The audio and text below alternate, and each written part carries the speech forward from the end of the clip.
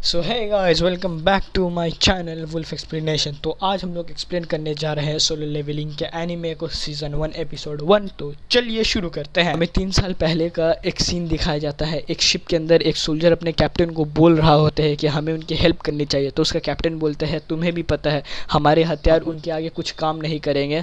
फिर हमें आइलैंड का अंदर का सीन दिखाया जाता है जहाँ पे कई सारे हंटर्स बहुत बड़ी बड़ी चींटियों से लड़ रहे होते हैं, लेकिन वो उन चींटियों के आगे टिक नहीं पा रहे थे। उनमें से एक हंटर मरने ही वाला होता है, तभी एक ब्योंगुंग आदमी आके उसे बचा लेता है। फिर हमें पता चलता है वो एक एस रैंक का हीलर है। फिर वो एस रैंक हंटर आके उन सारे चींटियों को मार रहे होते हैं। फिर तभी उसके सामने एक वाइट कलर का चींटी आ जाता है। वो बोलता है कि ये पक्का इनके ग्रुप का लीडर होगा। तभी वो ब्योंगुंग को बोलता है कि तुम सबको को हील करो। और यूहो और युनसुक उस बड़े सादे वाले चींटी को मारने जाते हैं और वो इजीली उस चींटी को मार भी देते हैं। फिर वो लोग देखते हैं कि और वाइट कलर का चींटी आ रही होती है। तब वो बोलते हैं कि शायद से ये लीडर नहीं है। फिर तभी युंग हो अपने आप को बीस्ट के रूप में कर लेता है और सेओक और ये भाई जो भी ये बंदा भाई इसका नाम हमको नहीं पता, ये अपना ब्लेड्स को लंबा कर लेता है। फिर वो लोग उन सब से लड़ने जाते हैं। फिर हमें उसी आइलैंड का दूसरा सीन दिखाया जाता है जहाँ पे एक चोई बोल के एक गिल्ड लीडर होता है। वो अपने गिल्ड मेंबर्स को सामने बाकी सारी चींटियों से लड़ने भेज देता है। फिर हमें नरेशन से समझाया जाता है कि 10 साल पहले अचानक से दुनिया में कहीं पे भी पोर्टल्स खुलने स्टार्ट हो गए थे और उस पोर्टल के अंदर मैजिकल बीस्ट रहते थे। उन मैजिकल बीस्ट को कोई भी नॉर्मल इंसान नहीं मार सकता था, उनको बस हंटर्स ही मार सकते थे। और हर हंटर को रैंक में डिवाइड कर दिया गया था, एस से लेके ई तक, SABCD ऐसा करके। एस सबसे स्ट्रॉन्गेस्ट लेवल के था और ई सबसे लोएस्ट लेवल का।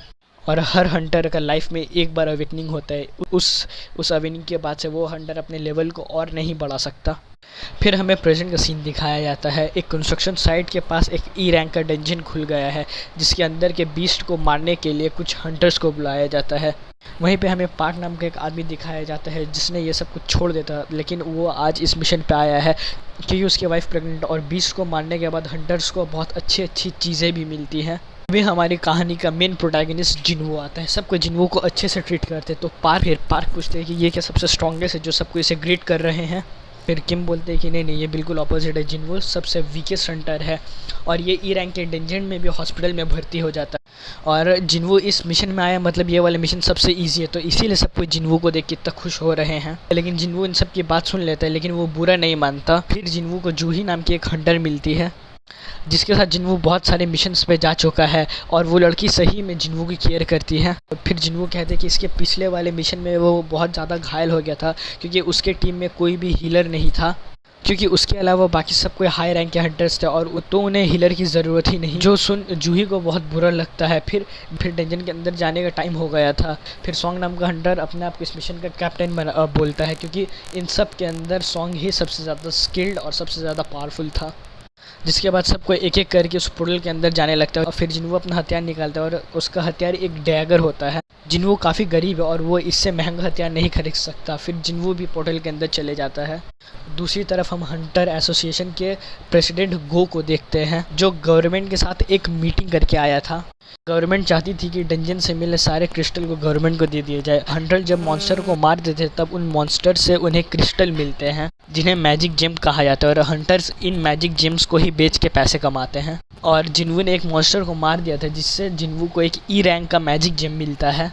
फिर जिन्वो के ऊपर एक दूसरा मॉन्स्टर हमला कर देता है। जिन्वो उसे मारने की कोशिश करता है लेकिन तभी उसका डैगर टूट जाता है। फिर वो मॉन्स्टर सीधा जिन्वो के अंदर तलवार घुसा देता है, लेकिन तभी पार्क यहाँ आके उस मॉन्स्टर को मार देता है।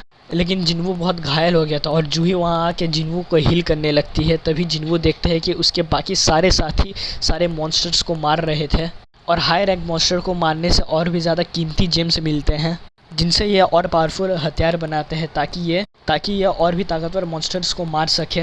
हालांकि डंजन में खुदाई करने से माना क्रिस्टल्स भी मिलते हैं, लेकिन वो मैजिक जेम्स जितने पावरफुल नहीं होते। लेकिन गवर्नमेंट इन जेम्स का इस्तेमाल एक नई एनर्जी सोर्स के लिए करना चाहती है जो न्यूक्लियर पावर से ज़्यादा सेफर होगा और सोलर और विंड एनर्जी से ज़्यादा एफिशिएंट होगा और इससे पोल्यूशन भी नहीं होगा। अभी गवर्नमेंट इसी रिसर्च पे लगी है कि वो माना क्रिस्टल और मैजिक जेम्स का यूज़ करके वो इलेक्ट्रिक कैसे जनरेट करे। इधर डंजन के अंदर उन्होंने सभी मॉन्स्टर्स को मार दिया होता है और उनका मिशन पूरा हो गया था। लेकिन यहाँ ज़्यादा जेम्स या ज़्यादा माना क्रिस्टल नहीं मिले थे जिनसे इनकी ज़्यादा कमाई नहीं होगी। जिन्वू को तो बस एक ही ई रैंक का जेम मिला था। जो ही जिन्वू से पूछती कि आखिर वो हंटर बना ही क्यों, क्योंकि वो इस तरह तो जल्दी किसी दिन मारा जाएगा। फिर उन लोगों के एक सुरंग दिखाई देता है।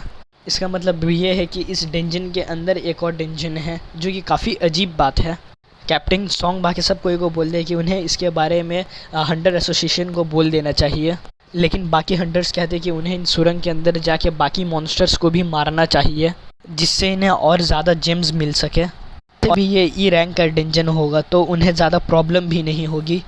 अब कैप्टन सभी से वोट लेते कि उन्हें अंदर जाना चाहिए या नहीं। 6 लोग हाँ कहते और 6 लोग ना कहते। बस जिन्वू ही बचा रह गया था, उसका ही वोट से डिसाइड होने का था कि वो लोग अंदर जाएंगे या नहीं। फिर जिन्वू के फादर लापता थे, उसकी मम्मी भी बीमार हुई और उसको अपने बहन को कॉलेज भी लेके जाना था। तो और जिन्वू उनके घर में अकेला कमाने वाला था। ये सब चीज़ के लिए वो इतना ख़तरनाक काम करता है और जिन्वू भी अंदर जाने के लिए हाँ कर देता है। हंटर्स एसोसिएशन में भर्ती होने के लिए इन्हें एक टेस्ट देना होता है, जिससे उन्हें इनकी मैजिकल पावर्स के बारे में पता चलता है। उस हिसाब से इन्हें रैंक दिए जाते हैं। फिर अलग अलग कंपनी इन हंटर्स को हायर करती है। इन कंपनीज़ को गिल्ड कहा जाता है और मिस्टर जोई भी एक कंपनी का मालिक है, और जो अपने एक आदमी से कहता है टैलेंट्स देख के ही हंटर को हायर करे, चाहे उनका एज या जेंडर कुछ भी हो। उनके गिल्ड में चाहिन नाम की एक हंटर बहुत ही ज़्यादा टैलेंटेड है। फिर हमें अगले सीन में 2 चोर को दिखाया जाता है जो किसी का पर्स चुरा के भाग रहे होते हैं। अचानक से उनके सामने एक लड़की आ जाती है जो कि कोई नहीं चाहिन होती है, और चाहिन एक एस रैंक की हंटर है। वो हवा में उछल के उन चोरों से उनका पर्स छीन लेती है और उसको वापस दे देती है जिससे उन चोरों ने चुराया था। चाहिन काफ़ी फेमस थे और कुछ ही देर में उसके आसपास लोगों की भीड़ जमा हो जाती है। फिर वो जंप करके चली जाती है उस भीड़ से दूर। फिर हमें हंटर्स का सीन दिखाया जाता है जो कि उस केव के अंदर चलते जा रहे थे। फिर जिन्वू जूही से माफ़ी मांगता है क्योंकि उसकी वजह से जूही को भी अंदर आना पड़ा। जूही उसको काफ़ी डांट लगाती है क्योंकि वो अभी मरते मरते बचा है और अभी वो एक और डेंजन के अंदर जाने के लिए हाँ कर दिया। अगर टीम में कोई हीलर ना हो तो जिन्वू का ज़िंदा बचना मुश्किल है। फिर जिन्वू उससे माफ़ी मांगता है और जूही बोलती है कि उसे माफ़ी मांगने के लिए उसको एक डिनर डेट पे लेके जाना होगा। जो सुन जिन्वू थोड़ा शर्मा जाता है। उन्हें एंड में एक बड़ा सा दरवाज़ा मिलता है जिसे खोल के वो अंदर जाने लगते हैं। फिर अगले सीन में हमें हंटर एसोसिएशन के प्रेसिडेंट गो को वापस से दिखाया जाता है और वो नए हंटर्स को बता रहे होते हैं कि 10 सालों के बाद भी इन्हें पोर्टल्स के बारे में कुछ नहीं पता है। किसी को कुछ नहीं पता कि पोर्टल्स के अंदर कब क्या हो जाए। हंटर बनना एक बहुत ही डेंजरस काम है। भले ये कितने भी मिशंस कंप्लीट क्यों ना कर ले, इन्हें हमेशा चौकन्ना रहना चाहिए। जिंदा रहने के लिए यही सबसे इम्पोर्टेंट है। दरवाज़ा खोल के ये लोग बड़े से कमरे के अंदर आते हैं जिसके अंदर बहुत सारे स्टैचू रखे हुए हैं जो कि सैकड़ों साल पुराने लग रहे होते हैं। और कमरे के अंदर बीच में एक बहुत ही बड़ा सा स्टैचू रखा हुआ है जो एक सिंहासन के ऊपर बैठा हुआ था, लेकिन कमरे के अंदर इन्हें कोई भी मॉन्स्टर नहीं दिखता। कमरे के बीच में एक मैजिक सर्कल बना हुआ था और एक पुतले के ऊपर कुछ लिखा हुआ था। कैप्टन सॉन्ग पढ़ता है। इस जगह का नाम कार्टेनॉन टेम्पल है। यहाँ आए लोगों को पहले गॉड की पूजा करनी चाहिए और फिर गॉड की तारीफ़ करना चाहिए, और जो लोग इस बात को नहीं मानेंगे वो लोग यहाँ से ज़िंदा नहीं जा सकते।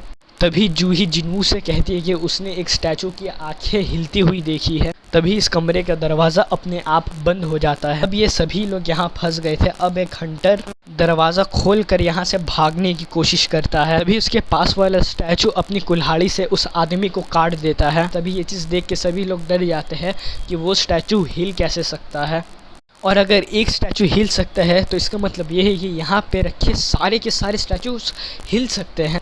और जिन्वू बेचारा पहले से ही फट्टू ये चीज़ देख के उसकी और फट के चौसठ हो गई थी। भाई यहाँ पे क्या हो रहा है? भाई यहाँ पे क्या हो रहा है? भाई ये कहाँ फंस गया भाई मैं?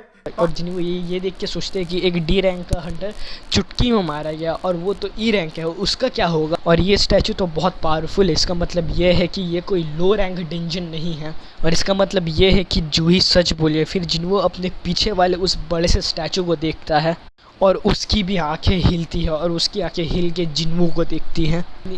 जिन्वू इससे पहले भी काफ़ी बुरी सिचुएशन में फंस चुका है। अपने पहले ही रेड में वो अपनी टीम से अलग हो गया था।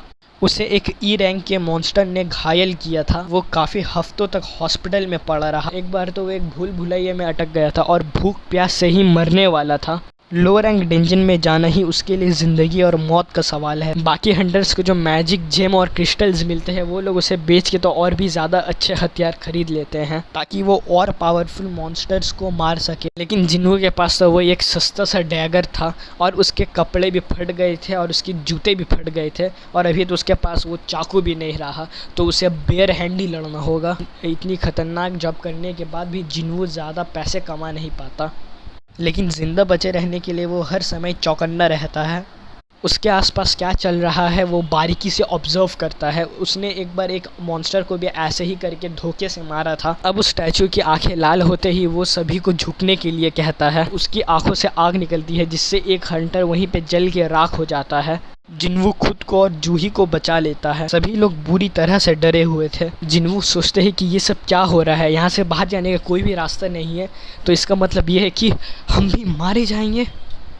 और बूम, एपिसोड यहीं पे ख़त्म। तो नेक्स्ट एपिसोड मैं कल जल्दी ही अपलोड कर दूँगा। तब तक के लिए स्टे ट्यून्ड। इस वीडियो को लाइक करें, सब्सक्राइब करें और शेयर करें। और भाई प्लीज़ यार सब्सक्राइब कर दो यार, इतना मेहनत कर रहे हैं भाई तुम्हारे लिए हम।